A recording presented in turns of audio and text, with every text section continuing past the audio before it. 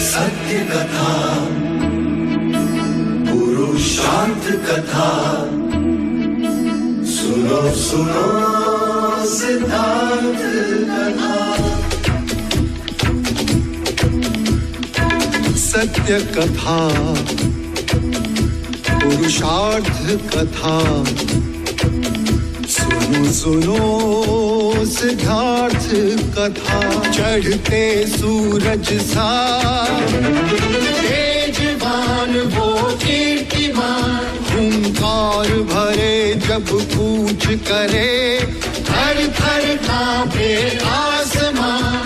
वो राजपुत्र वो शूरवीर, पर्वत को भेद दे उसके तीर, शांति का स्रोत करुणा की धार, निर्धर झरे मन से अपार।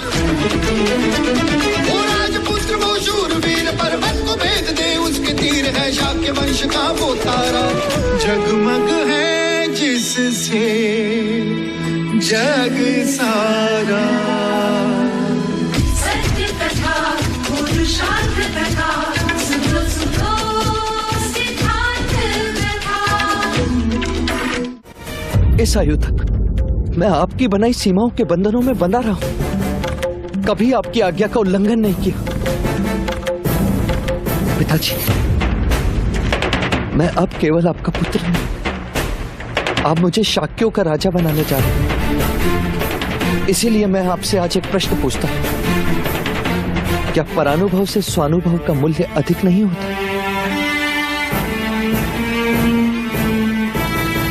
आचार्य कौंडिन्य कहते थे, सही राजा वही होता है जो राज सिंहासन पर नहीं, प्रजा के हृदय में विराजमान।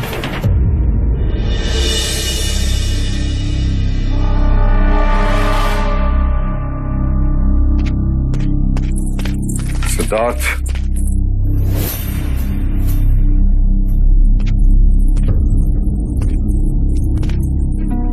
लगता है युवराज हम सबको अवाक करने पर तुले हुए हैं।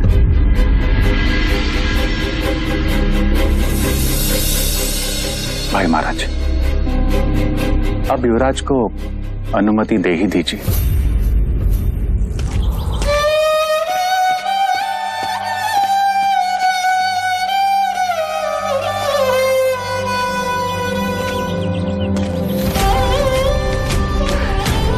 क्यों मुझे ऐसा लगता है कि सब मुझसे कुछ छिपा रहे हैं? क्यों? तो ढूंढो, कैसे? विद्रोह करो, किससे? सबसे। कोई तुम्हें कुछ नहीं समझता। महाराज की आज्ञा का उल्लंघन करो। नहीं कर सकता, वो मेरे पिता हैं। पिता ऐसे होते जो अपनी ही संतान को सीमाओं में बांधे, ऐसे होते जो क्षत्रिय बनाना चाहते हैं पर साहस से दूर रखे। तुम केवल स्वयं के बारे में सोचो सिद्धार्थ। राज्य की सीमाओं में रहकर तुम सम्राट कैसे बनोगे? नहीं बनना मुझे सम्राट, नहीं चाहिए कोई राजपाट। मत भूलो, मनुष्य कीर्ति से अमर बनता है और कीर्ति कर्तव्य पालन से बढ़ती है। पंख फूटते ही पंछी आकाश में अपना घोंसला छोड़कर उड़ते हैं। वन में पशु स्वतंत्र विचरते हैं तो तुम मनुष्य होकर क्यों बंधे हो? तोड़ दो सारे बंधन। मैं नहीं तोड़ सकता। मैंने कहा था, क्रोध सब कुछ कर सकता है। नहीं, तुम चले जाओ यहाँ से। मेरी तरफ दृष्टि करो, देखो मेरी तरफ। नहीं, मैंने कहा चले जाओ यहाँ से। मैंने कहा मेरी तरफ दृष्टि करो। नहीं, मैंने कहा दृष्टि करो मेरी तरफ। नहीं, मुझसे दृष्टि मिलाओ सिद्धार्थ, मुझसे दृष्टि मिलाओ।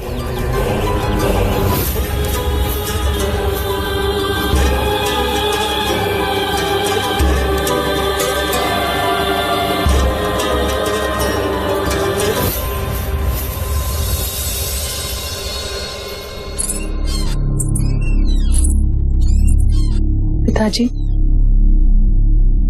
एक बात कहूं?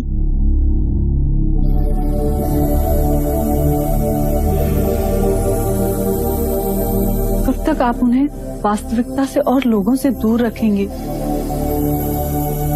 अनुमति दे दीजिए। चाहे लाख जतन कर ले राजन, तेरा पुत्र सन्यासी ही बनेगा। असित मुनि की भविष्यवाणी तुम नहीं जानती, अन्यथा ऐसा कभी न कहती। मैं जानती हूँ, माँ ने मुझे सब कुछ बता दिया है।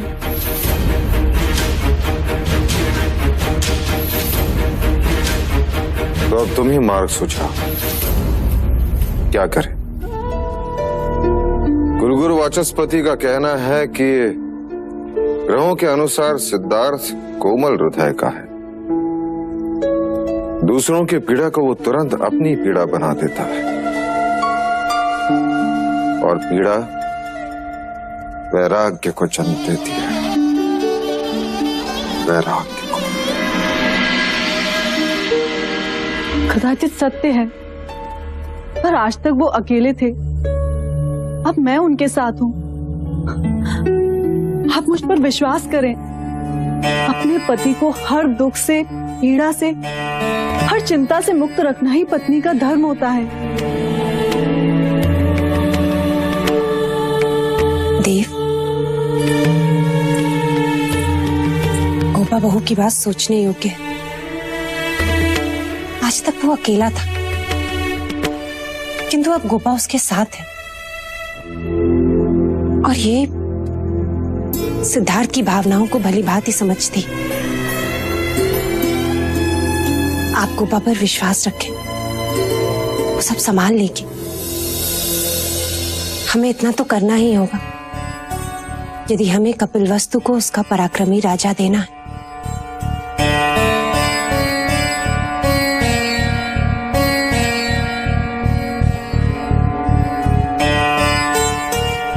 ठीक है बहू, मैं तुम पर विश्वास करता हूं। मैं तुम्हें और युवराज को भ्रमण की स्वीकृति देता हूं।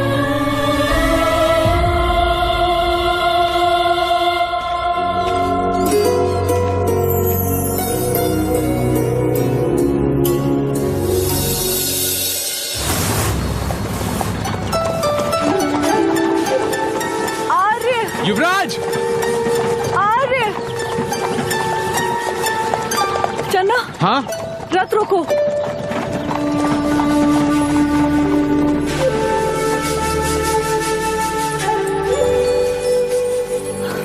आर्य!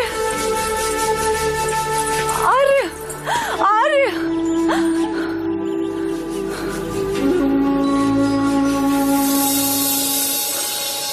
क्या हुआ गोपा?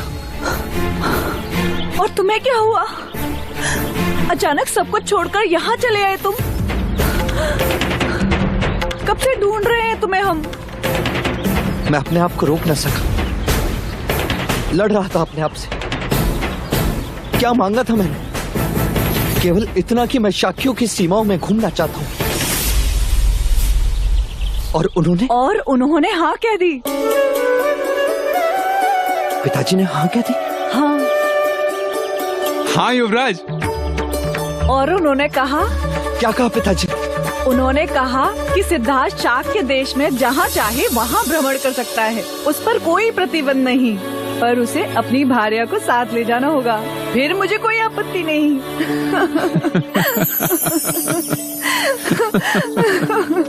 उपहास कर रही हूँ मुझसे? नहीं, सच कह रही हूँ।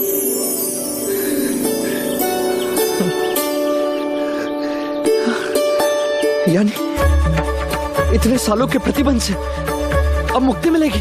हाँ युवराज। हाँ चला।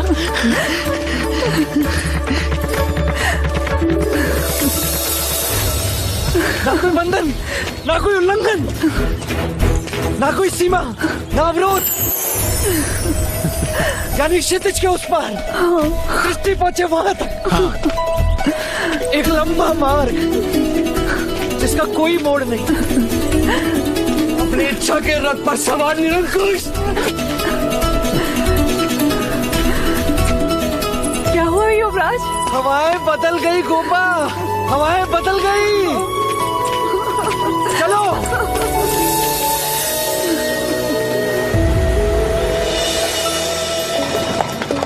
चन्ना, चन्ना, मुझे शाक्य राज्य के कोने कोने में जाना है। मिट्टी के हर कण को छूना है, प्रत्येक भावना की अनुभूति से समृद्ध होना, रथ तेज चलाओ चन्ना, कहो अश्व से कि वो हवा से बातें करे। मैं सबसे मिलूंगा, केवल एक नगर नहीं, सारे नगर देखूंगा। हाँ, उनका संगीत, उनकी बोली, वो सब कुछ।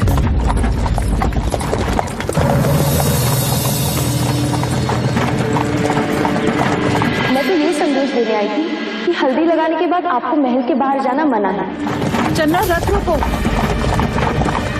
क्या हुआ गोपा, कहाँ जा रही हो? सुनो,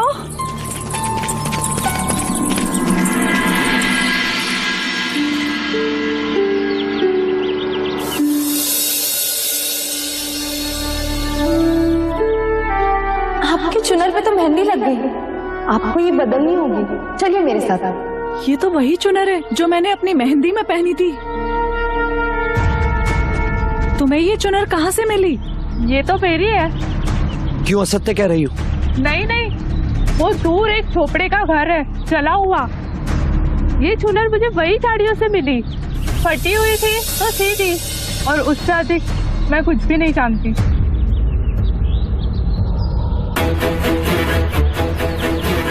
चला हुआ घर?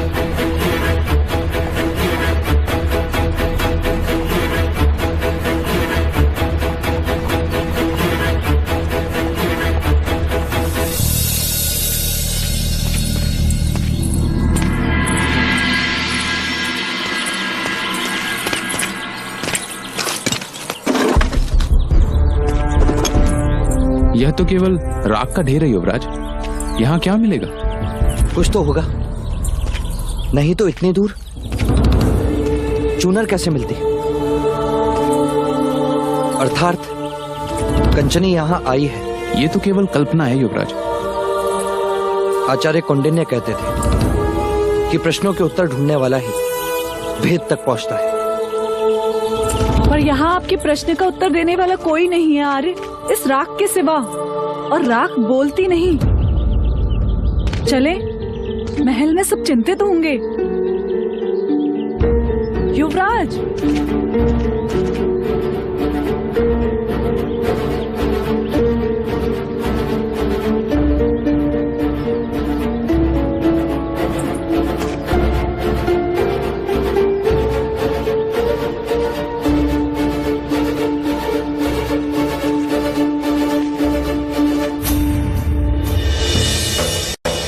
कभी कभी राख भी बोलती है गोपा, और इस समय ये कह रही है कि ये माला ज्येष्ठ की है। ज्येष्ठ, ज्येष्ठ, ज्येष्ठ कहाँ है? काम का कहाँ है ज्येष्ठ? ज्येष्ठ,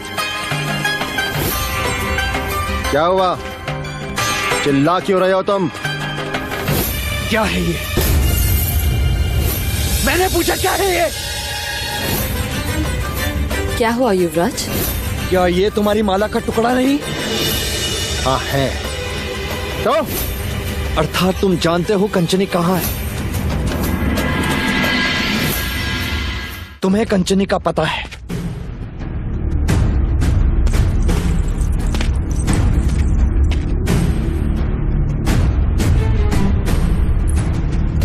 ये तुम क्या कह रहे हो युवराज? और ये टुकड़ा मिला कहाँ से? उसी चले हुए आवाज से जहां गोपा की चुनर मिली,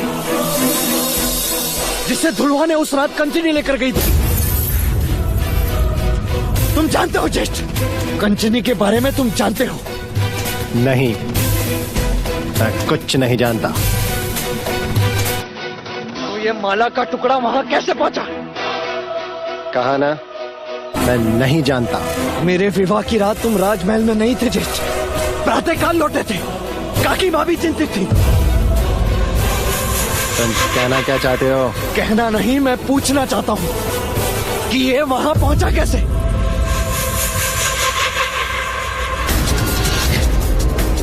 कहीं ऐसा तो नहीं कि तुमने कंचनी के साथ फिर से जबरदस्ती की और उसके मना करने पर तुमने उसके प्राण ले लिए?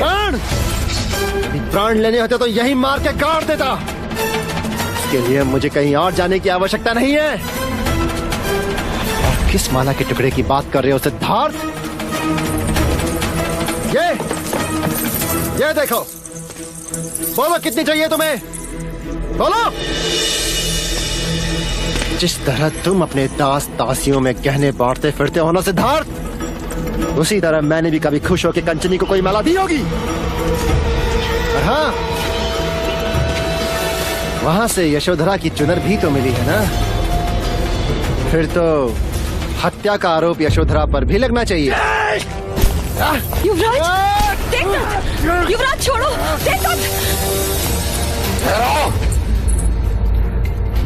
महाराज। देवदत्त सत्य कह रहा है सिद्धार्थ।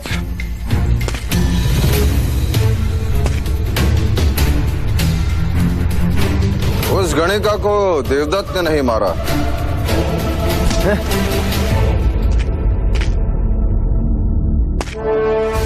गुप्तचरों से पता चला है कि कंचनी के शव के साथ हमें कार्णिक का भी शव मिला है वहां। कौन कार्णिक?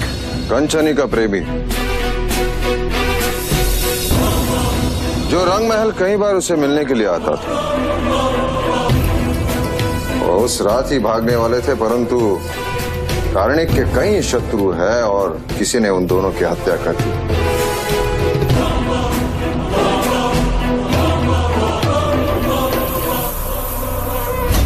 देख लीजिए महाराज, देख लीजिए, मेरा देवदत्त कितना भी बुरा हो, परंतु किसी की हत्या नहीं कर सकता। और तुमने आज अपने ज्येष्ठ को हत्यारा भी बना दिया। क्षमा करना मंगला। सिद्धार्थ, अपने ज्येष्ठा से क्षमा मांगो।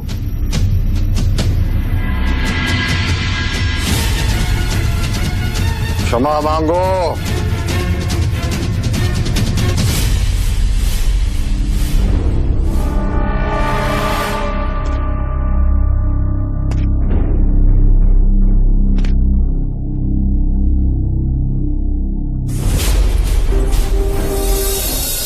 क्यों मुझे अभी भी लग रहा है कि तुम अपराधी हो। अब तुम तो क्या सिद्धार्थ, स्वयं ईश्वर भी प्रमाणित नहीं कर सकता कि मैंने कंचनी के प्राण लिए हैं। इसकी आवश्यकता नहीं है सिद्धार्थ, पर एक बात हमेशा याद रखना कि मैं तुम्हारा ज्येष्ठ हूं। ज्येष्ठ, समझे?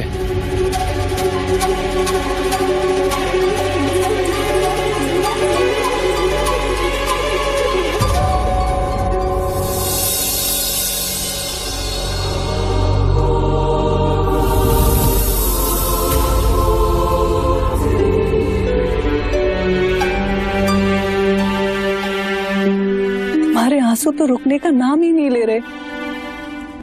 ऐसा ही होता है गोपा,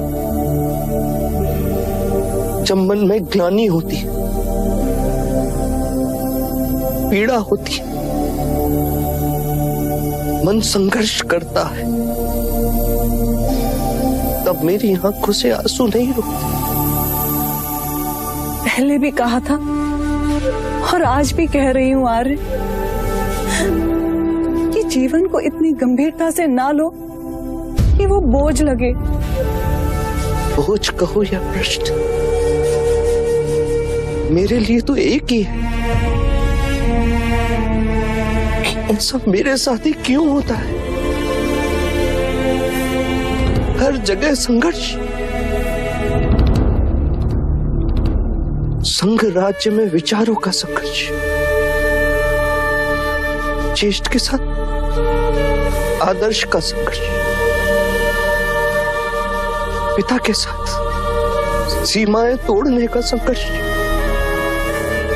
युद्ध के डर का संघर्ष, मृत्यु के भय का संघर्ष। और इन्हीं संघर्षों के कारण कभी कभी मैं स्वयं को खो देता हूं। तो मैं ध्यान में चला जाता हूं, या फिर किसी का ध्यान नहीं रहता, जैसे आज मैंने मंगला काकी का मन दुखाया। इन सारे संघर्षों का अंतिम उत्तर केवल एक ही है, आसपास की परिस्थिति को बदलो और प्रारंभ स्वयं से करो। शाक्य राज का भ्रमण करना तुम्हारी इच्छा है और महाराज की अनुमति भी है, तो हम यहाँ क्यों हैं? नई जगह में क्यों नहीं? नई जगह, नए लोग, नए विचार। हाँ गोपा, कदाचित कोई ऐसी जगह जहां पीड़ा ही ना हो।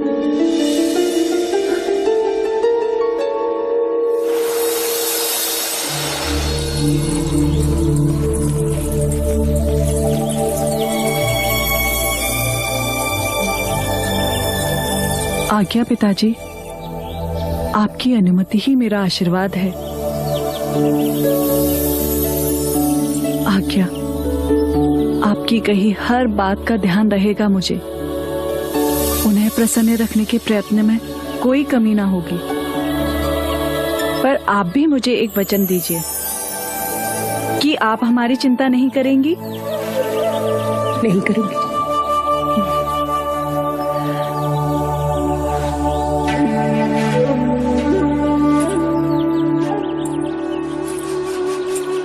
आप भी महादेवी का ध्यान रखिएगा। और तुम भी अपना ध्यान रखना, और सिद्धार्थ का भी। जी। और अब मुहूर्त बीतने से पहले प्रस्थान करो।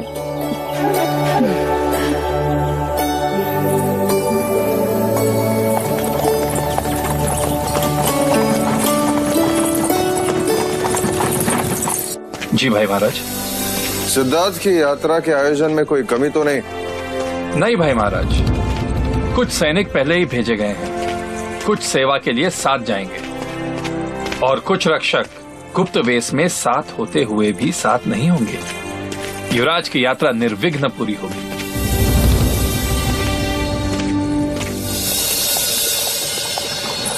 युवराज, हम जहाँ ठहरने वाले हैं वहाँ फूलों की एक घाटी है। वहाँ राजकुमारी के पसंद के कई फूल खिलते हैं। देखो, मार्ग में 2 मोड़ जा रहे हैं।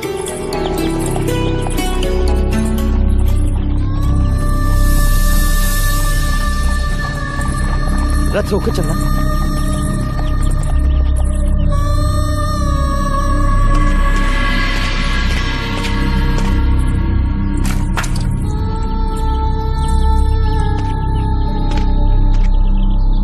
आप लोग पीछे क्यों जा रहे हैं?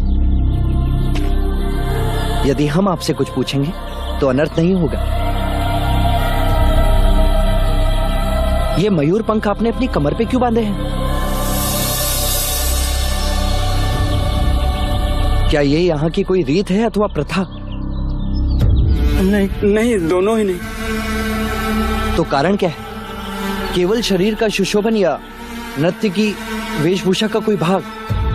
ना युवराज, ये ना शरीर सुशोभन है और ना ही किसी नृत्य के लिए वेशभूषा। हम अधम वर्ण से हैं। युवराज वर्ण भेद को नहीं मानते, बिना संकोच के कहो। यहाँ का नियम है युवराज, हमारे छूने से मिट्टी अपवित्र हो जाती है। हमारे पचिन्हों पर ब्राह्मणों और क्षत्रियों के पद न पड़े, इसलिए हमें अपने पद चिन्ह मिटाने पड़ते हैं। इसीलिए प्रत्येक शूद्र अपनी कटी पर ये मयूर पंख बांधते हैं।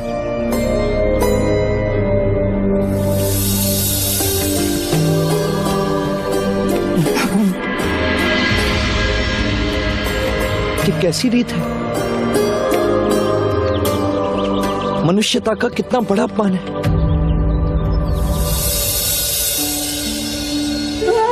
क्षमा करें युवराज, अब हमें जाना होगा, अन्यथा विलंब होने के कारण हमें कोड़े की मार खानी पड़ेगी। हाँ।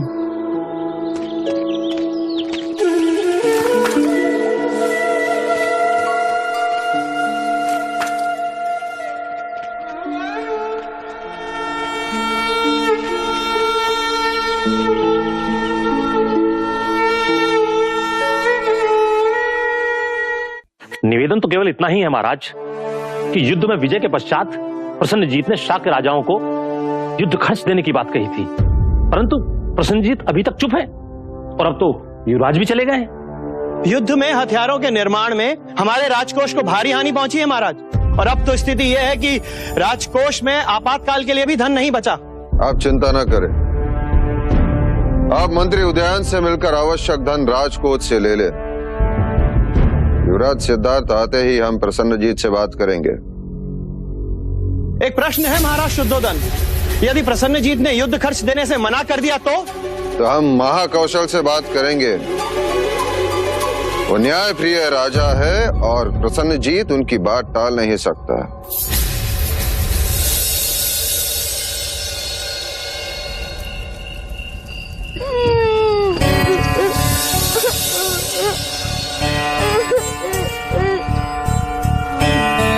तुमने कुछ सुना गोपा?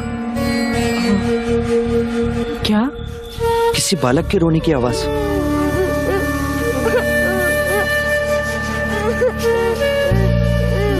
हाँ, सुनो, देखो तो वहां कौन रो रहा है।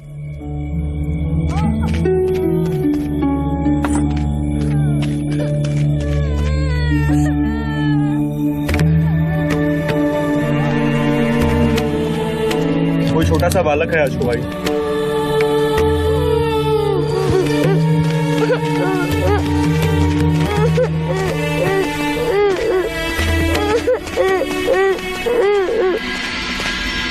क्या हुआ? कौन हो तुम और क्यों रो रहे हो? क्या नाम है तुम्हारा? मैं दारुण, हमारा भाई है ना भाई, इतना बड़ा। हाँ, क्या हुआ तुम्हारे भाई को? उसे राज के सैनिक ले गए। सैनिक? सैनिक क्यों ले गए उसे? उसे काला जुआर था। तो उसे वैधराज के पास लेके गए होंगे। ना ना, उसे नई नगरी ले गए।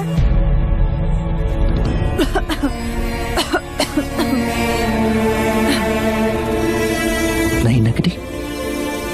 युवराज को नई नगरी के बारे में ज्ञात हो गया तो अनर्थ हो जाएगा। लगता है डर गया होगा। हमें शीघ्र ही इसके माता पिता के पास जाना चाहिए। आपका घर कहाँ है? उधर। क्या तुम चलोगे? हाँ हाँ, क्यों नहीं, अवश्य। परंतु इस अंधेरे में अनजान जंगल से जाना उचित न होगा युवराज।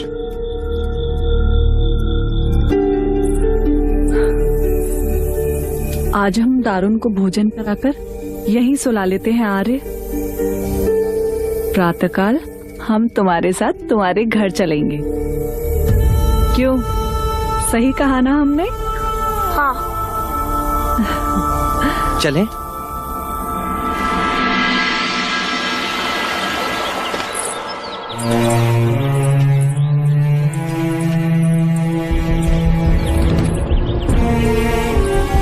आइए ना महाराज, आइए आइए।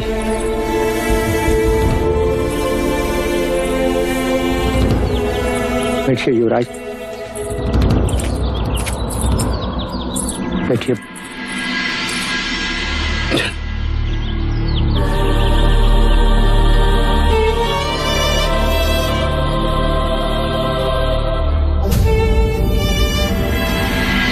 खाने में जो था तो आपको दे दिया है युवराज। आप खाएंगे तो हमें खुशी होगी।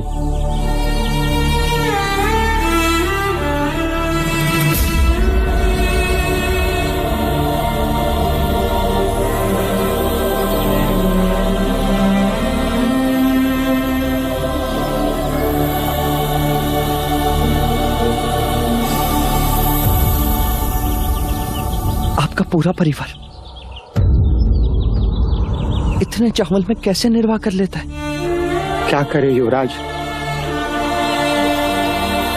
दिन भर परिश्रम करके इससे अधिक नहीं जोड़ पाते। तो गांव वाले अच्छे हैं, जो हमेशा एक दूसरे की सहायता करते थे, लेकिन वो भी क्या करें। युद्ध जो हुआ था उनके भी हाथ बंधे हैं।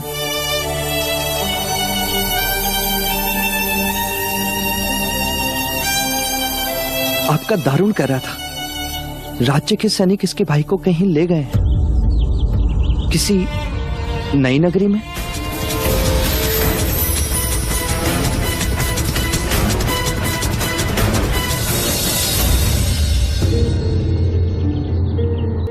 नई नगरी? नहीं युवराज, अर्थात आरोग्य धाम। सुना है वहां रोगियों की बड़ी अच्छी चिकित्सा होती है, बड़े बड़े वैद्यराज वहां पर हैं। मेरा बड़ा पुत्र बीमार था तो संबंधी के घर आरोग्य धाम इलाज के लिए भेज दिया था युवराज। ये अपने भाई से बड़ा स्नेह करता है, इसीलिए रोता है। आपने कुछ खाया नहीं युवराज?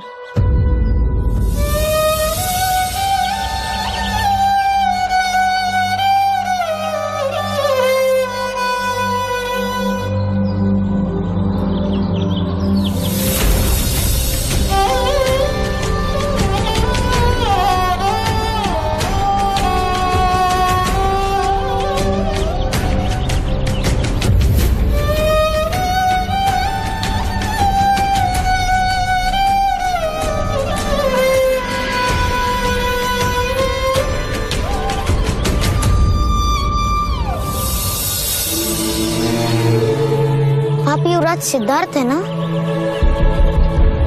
हाँ।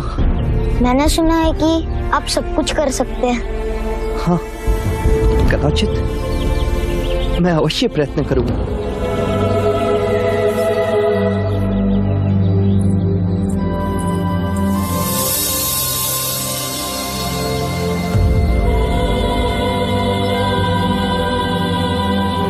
बाबा,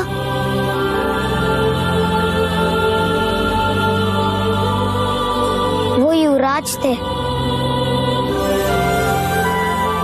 नहीं, ईश्वर।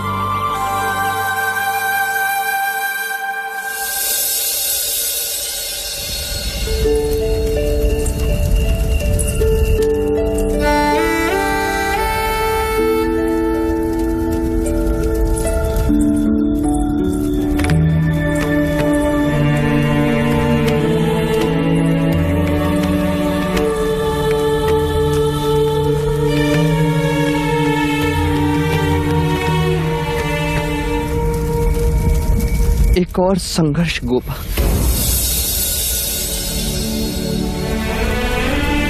एक मनुष्य इतना गरीब कि उसको पेट भरने के लिए चावल का एक दाना नहीं, और एक मनुष्य इतना धनी कि यज्ञ में ब्राह्मणों को सोने का दान दे और पशुओं की बलि चढ़ाए। इतनी विषमता क्यों?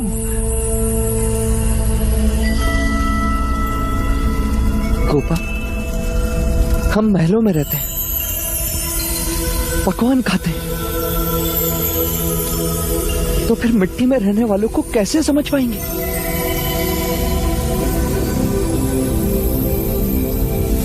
मां कहती है कि ईश्वर कण कण में बसा है, तो फिर मनुष्यों की पैरों की मिट्टी से ईश्वर अछूता कैसे होगी? इतना मत सोचो आर्य, ठंड बढ़ रही है, भीतर चलें?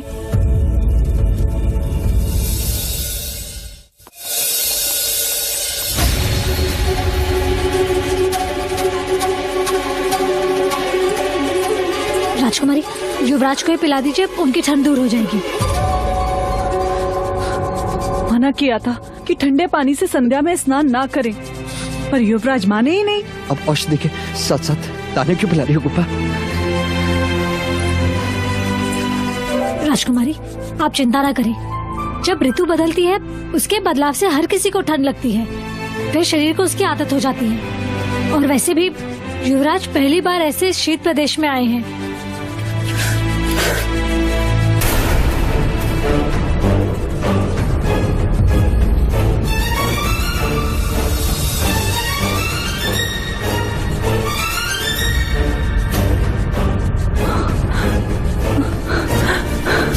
रोशिका, इन्हें कुछ होगा तो नहीं ना? कुछ नहीं होगा मुझे। यदि कुछ हुआ भी तो हम भी नई नगरी चलेंगे। दारुण के पिता कह रहे थे ना कि वहां सबकी चिकित्सा होती, बड़े बड़े वैद्यराज हैं वहां। कुछ नहीं होगा मुझे।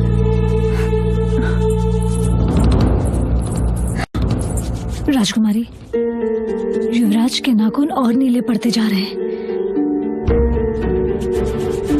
अब जो करना है वो आप ही को करना है। ऐसी परिस्थिति में देह अग्नि ही अंतिम उपचार है।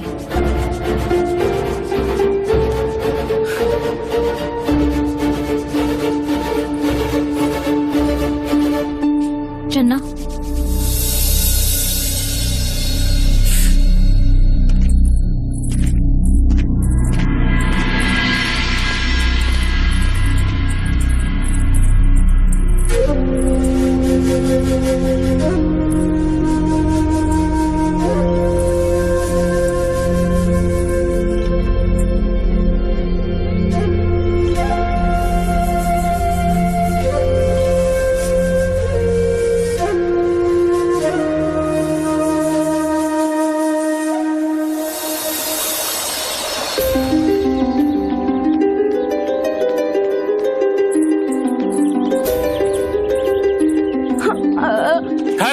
कहाँ जा रहे हो? हमें युवराज से मिलना है। वो नहीं मिल सकते। उन्होंने कहा था कि वो मेरी बात सुनेंगे। कहा ना कि नहीं मिल सकते, क्यों हट कर रहे हो? पुत्र, वो लोग कुछ दिनों के लिए बाहर गए हुए हैं, तुम भी कुछ दिनों के पश्चात आ जाना। हाँ, जाओ। सुनो, ये बालक दोबारा कभी भी युवराज से न मिलने पाए और ना ही इसका कोई समाचार। जैसा आपका आदेश। ये बालक युवराज के सामने नई नगरी की बातें करता है और अगर युवराज आरोग्य धाम पहुंच गए तो हम प्राण से गए समझो।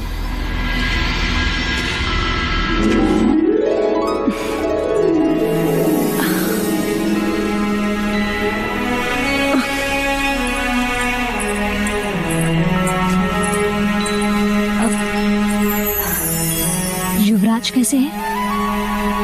कुछ आराम हुआ? हाँ, वो तो प्रातःकाल होते ही सूर्योदय देखने भी चले गए। अर्थात देह अग्नि का उपचार सार्थक निकला।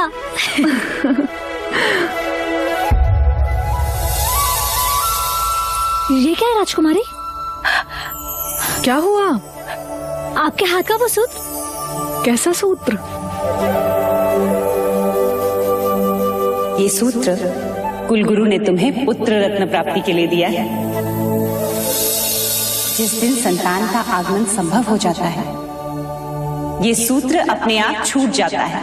वो सूत्र टूट गया अर्थात? क्या ये सच है?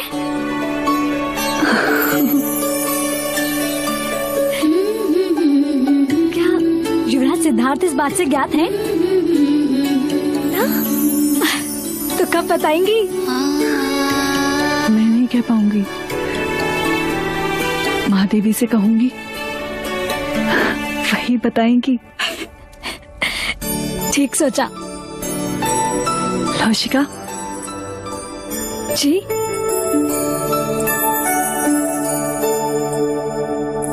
मैंने सुना था कि तुम सिद्धार्थ की दाई माँ थी।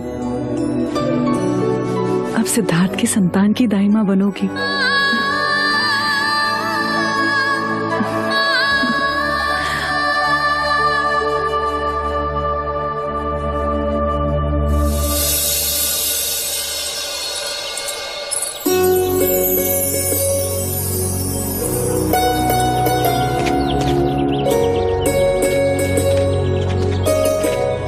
चलो कुपा, चन्ना आज हमें सामने वाले बर्फ के पर्वत के पास ले जा रहा है। पर आज हम मंदिर जाना चाहते हैं युवराज। क्यों कुबा? अचानक ईश्वर की इच्छा? इच्छा को जन्म लेने में समय ही कहाँ लगता है। बस ऐसे ही मन में आया तो। ठीक है चन्ना, आज हम मिट्टी के मनुष्य पत्थर के ईश्वर से मिलने मंदिर जाएंगे।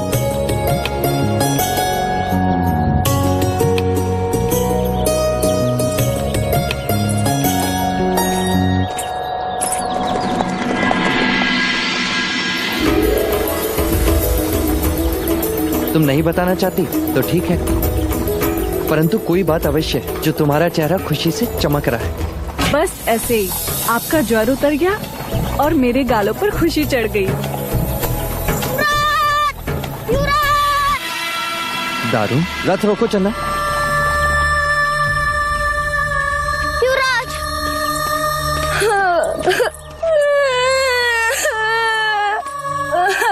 क्या हुआ दारुन? क्यों इतना रो रहे हो? हमारा भाई है ना, भाई बड़ा कल रात वापस आ गया था। हम सबसे बातें भी कर रहा था और आज सुबह से कुछ ही नहीं बोल रहा है। उसे सब नदी किनारे ले गए। सुनो, इस समय तुम अपने भाई के पास जाओ दारुन। युवराज मंदिर जाकर अवश्य तुम्हारे घर आएंगे।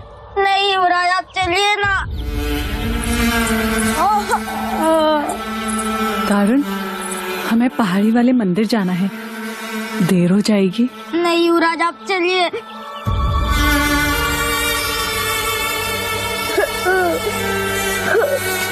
मंदिर के भगवान तो पत्थर के कहीं नहीं जाएंगे। आप इतने नास्तिक कैसे हो सकते हो?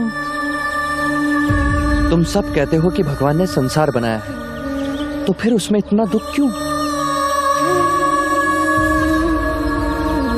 इस बालक की आंखों में आंसू क्यों?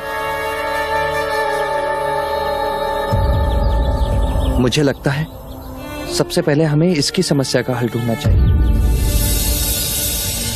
चलो दारुन।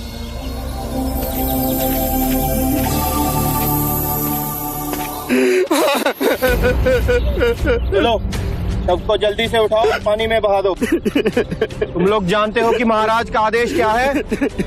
युवराज के सामने कोई भी पीड़ादायक घटना नहीं घटनी चाहिए। बस एक बार, अंतिम बार मेरे पुत्र का चेहरा देखने दीजिए।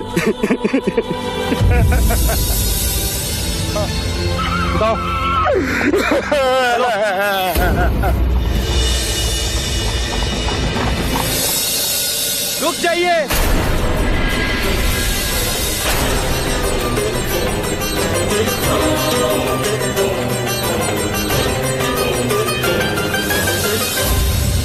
सत्य कथा, पुरुषार्थ कथा, सुनो सुनो सिद्धार्थ कथा।